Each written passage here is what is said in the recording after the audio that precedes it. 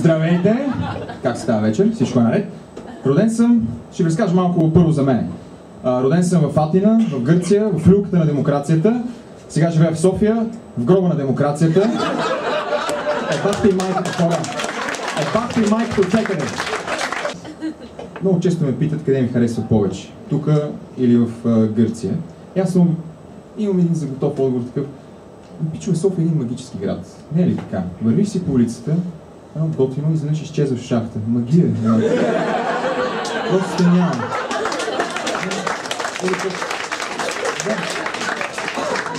Пак си ходиш по улицата, вечерта в София, нощ на София е много креативна. Пак си вървиш, нали? 30 начина да те набият. Тоест се различи. А пък и мисля, че всъщност софиянци имат много сходни обноски с лондончани. И двамата, ако те настъпат в метрото, казват сори. Само не опа, казва българина по-различно.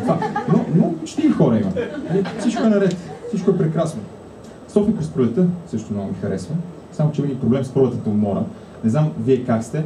В Гърция също имаме пролетна умора, само че не го наричаме баш така.